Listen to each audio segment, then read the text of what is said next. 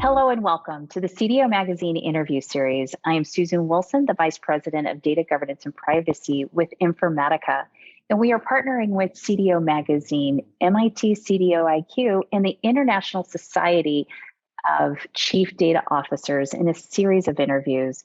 Today, I have the pleasure of talking with Sandip Sahota, Enterprise Chief Data and Analytics Officer with BMO. In fact, Sandip, why don't you go ahead and give us a brief introduction before we begin? Susan, great to see you, and congratulations to Informatica and the family on the relisting, I should say, a return back to capital markets. So great to see that. Right. Thank you so much. We appreciate that. So a little bit about me. I mean, I would say my journey's been across three different areas. The early part in sales and trading, trade execution, equity options, and then working for a number of data and analytics vendors, working with large organizations.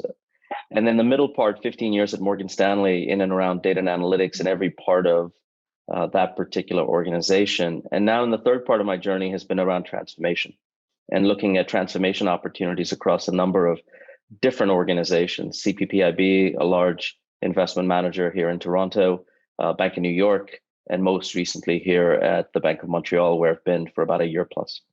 Excellent. It's great to have you again and to see you as a part of this interview series. Thank you. Thank you for being a partner. Can you talk a little bit more about how you've been able to do that? Because I'd imagine a lot of light bulbs go on for the organization, that hadn't really thought about data this way. So maybe you could share a little bit more about how you've done that and connected with those different businesses and groups. Look, every organization has a way it's developed and matured over time. And some of those challenges are just inherently to the way the organization has thought about a problem space or has operated in a certain way. And BMO is a very thoughtful organization. We brought a number of our leaders together to build a transformational program, cutting across many of the businesses. And across these businesses and groups and services and technology, we've got about 55 people that participate in this active dialogue. And this active dialogue is at a pretty senior executive level, and it's about ensuring that our chief data and analytics officers that live in the businesses and the groups and services are totally aligned and appreciate what the strategy is and how best to bring value from our data. So our two sort of grounding principles, if you will, are how do we get value from the data we have? And then how do we accelerate the path to insights? And that's how we've driven all our decisions. So is there something we need to bring people together to really land on the right outcome for the organization? So I think that operating model has been critical. We've also based that operating model on an understanding that we're going to build a solid core and we're going to allow flexibility around the edges and support that actively. So that gives us a lot of independence in terms of driving economic value, driving customer experience, and equally building the right set of capabilities to support that. So we're tying everything back to those outcomes. So it's solid core flex edge. How do we balance to the outcomes?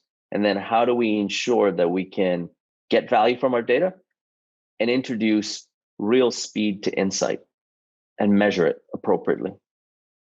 I really like that. It's in many ways you're describing a business function within BMO.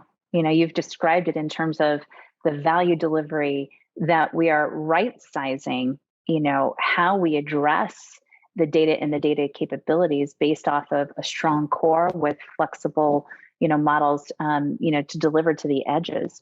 And that you've got stakeholders that are aligned and agree, to this common vision and a way of execution, that it's not just on paper that we've got this great vision, but we actually execute this way amongst the different lines of businesses. And that's critical, to be able to connect that and to be able to realize that value, because there is a bit of change. I think that there's a natural tendency for us to operate in silos. Everything's agile. I should be able to do my own thing for the sake of the business, but there's a common vision that you've been able to anchor your lines of business to. I would agree with all that. And I would add that it's about keeping that alignment in play as we move forward. Like any business, they're going to be competing priorities. They're going to be new priorities. They're going to have different latencies in terms of what's needed, when, how.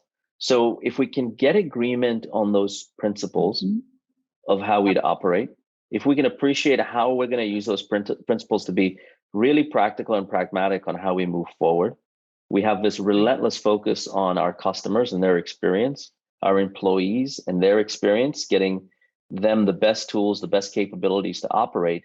It simplifies, but it's something you invest in. Like any ongoing transformation, any ongoing relationship, there is a constant investment to make sure that we stay in sync. So I want to thank you so much for sharing. I certainly have learned a lot even by sitting here today, and I know that our audience has as well. So thank you for your time. Appreciate it. Oh, you're more than welcome, Susan. It was great seeing you, great talking to you, and I really enjoyed our dialogue today. Yeah, very much. Well, everyone here that listening, thank you so much for listening in, and please visit cdomagazine.tech for additional interviews. Thank you again, and be well, everybody.